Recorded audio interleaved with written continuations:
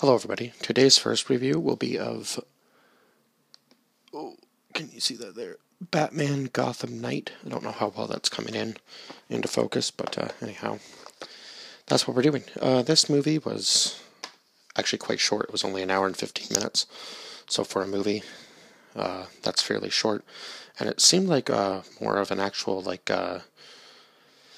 series of short stories than an actual movie. But we'll get into that after. So this movie starts out with these kids meeting up at a skate park talking about their encounters with Batman. All three of the stories connect, but each one has a different version of Batman that they saw. One of them being a shadow, and the stories are told in reverse order, it seems. So,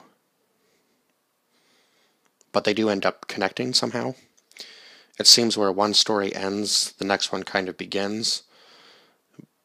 But each version of Batman, in their eyes, was somehow different. So one of them was a shadow in the first story. He was able to kind of transport from place to place without even really being there, I guess, in a sense. And then the second one was just him as a giant bat. So I guess, coincidentally, in the Big Bang Theory that I've been reviewing, Man-Bat was just discussed, so I guess that was maybe a reference to that. I'm not 100% sure on that, but it could have been. And in the next version of the story, the first kid that sees him as a robot. So I'm maybe assuming that, I guess because Bruce Wayne, as we know, as Batman, is such a smart man, maybe he just came up with these inventions so that he can fight the crime, but he's not actually really there, maybe. Maybe that's the deal with that. So then, after these stories are finally done being told, the real Batman shows up at the skate park where all these kids meet up at, and almost gets taken out, but the one kid hits the bad guy over the head with a skateboard. We're not really sure who these guys are, or this guy is. So then we go to the police department. Batman brings Gordon Jacob Feeling, who is the Man in Black, who Batman was fighting from the beginning of the movie. As these kids told their stories, this was the enemy of Batman in this part of the movie. Detective Allen and Ramirez, who are the two detectives just under Gordon, I do believe. They end up transporting Jacob Feeling to this asylum on an island. I'm not really sure what asylum it was. It definitely wasn't Arkham Asylum, I don't think anyway. But basically the whole island is a prison. Turns out Jacob Feeling has been there before. And then on their way back to their precinct, Allen and Ramirez run into the middle of a gang war between the Russian and Baroni, I believe was his name. If I have that wrong, I'm sorry. Then Batman arrives and is able to save them both. And then there was this huge kind of just chunk that wasn't even relevant to the story. It was just Bruce playing this charity golf game. So I didn't even bother putting that in. But I guess within that, we kind of learn about this EMP device that the bad guys are using. So then we go to Maroni on his boat, telling his men to find Batman and kill him because he doesn't want to spend all his time on this boat. The Russian shows up on his boat. At the same time, Batman arrives.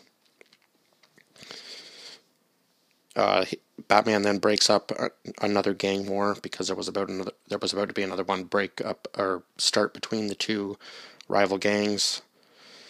He then tells each side what they can have control over until he discovers what exactly is going on. Then we go to Allen and Ramirez telling Gordon of a lizard man being spotted. Batman and Gordon discuss the scarecrow may be behind what's happening. Batman follows footprints, runs into Man, who tells him about, Killer Croc. So we all know who Killer Croc is if you're a huge fan of Batman. He's basically this man who has this skin condition. I can't even remember what it is because it's such a long name, but anyhow, has a skin condition that makes him look amphibious, I guess. So he ends up just spending all his life in the sewers. So Killer Croc's real name is Waylon Jones. The doctor who was taking care of Killer Croc made him, I believe it was the doctor, put the fear of bats into him. So Killer Croc attacks Batman. So now Batman thinks that Croc is under the effects of Scarecrow's fear toxin. Sorry, I was just trying to figure out how to word that. So they kind of duel it out. Batman's able to get Killer Croc off of him. Killer Croc runs away. But unfortunately, during the attack, Killer Croc was able to bite through Batman's suit in his shoulder. So Batman is also exposed to the toxin, so he's also seeing things as well. He ends up finding Scarecrow's hideout. Scarecrow has all these minions under his fear control power, so I guess they've all been kind of put under the fear of the bat, so Scarecrow is kind of behind this as well. Or maybe Scarecrow was even the doctor. Maybe that was the connection, and I just missed that part. If I'm wrong about that, again, I'm sorry. It's just everything's happened kind of so fast in this movie, because it was just like short little stories, it seemed. So I may have missed a couple things, but I tried to pick up as much as I could. So forgive me for this movie, because it just was really fast-paced. Anyhow, Batman finds Scarecrow. He ends up flooding his hideout. Then we go to the first, as far as I was concerned, relevant scene with Bruce, where he's seeking out training. The original people who were going to train him decide not to because he was being deceitful with them. So he ends up finding this woman, Cassandra, who trains him. Bruce wants to find a way to deal with his pain. So after a few months, he finds a place to put his pain and work through it, because Cassandra kind of explains what pain is to him and how to deal with it. And then we go to the scene where Cassandra is kind of explaining her story, how she grew up and how she was kind of outcast out of her village, but she still ends up living there her whole life because she feels like that's where she belongs. So all of a sudden it goes to her being attacked in the middle of the night.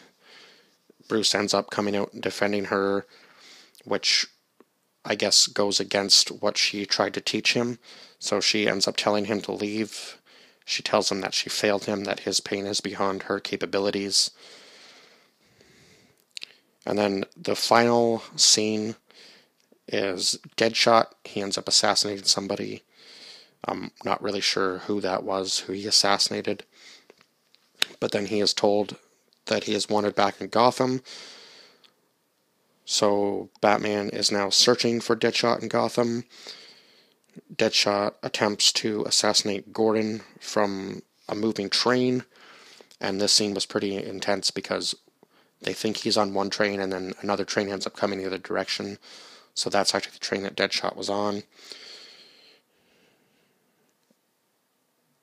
Batman is able to deflect the bullet at the last second as he's gliding by because he has bulletproof armor on, so he's able to deflect it out of Gordon's way. Turns out that Deadshot was just trying to draw Batman out because that was his true target. So after they fight on the train and Batman is able to get a hold of Deadshot, Deadshot tells him that the Russians sent him. And then there's this report on the news of Deadshot's conviction and him and his accomplices possibly facing death row. And then the credits roll. So yeah, this was kind of a little bit of a shorter review, I guess, because this movie was much shorter. But I do have quite a bit to say about this movie. I would give this movie about I'm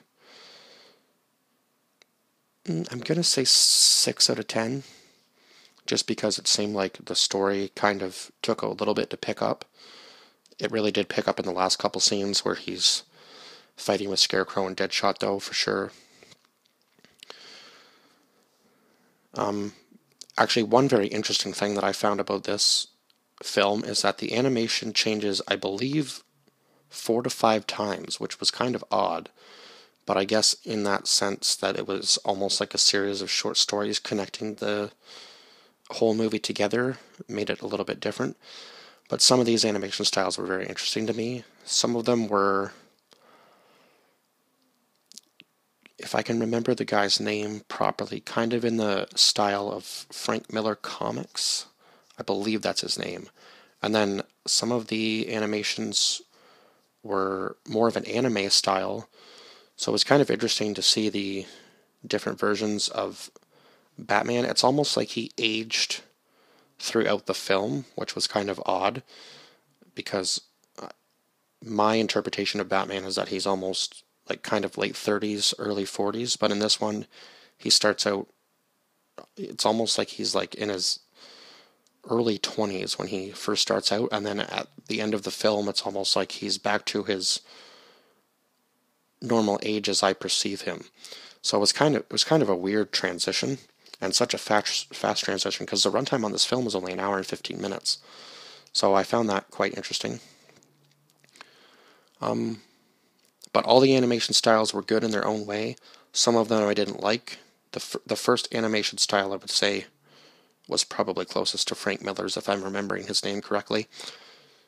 But yeah, for a movie, I didn't really enjoy that style as much. So, but the anime styles were spot on. And then there was one in the middle that was kind of like a mix between anime and Frank Miller's, I suppose. And one of the scenes, actually, kind of like the shots in some of the scenes, were very reminiscent of the show Attack on Titan, if anybody has seen that. So maybe Attack on Titan pulled some inspiration from some of these Batman movies. But I am about to watch Batman Year One, and it's an even shorter movie. So hopefully, who knows, maybe more will happen in that movie, and I can pick up a little bit more. But anyhow, that's pretty much all I have to say about this movie, and I've already rated it. So I will see you guys in the next one. Please like, share, and subscribe, and bye bye for now.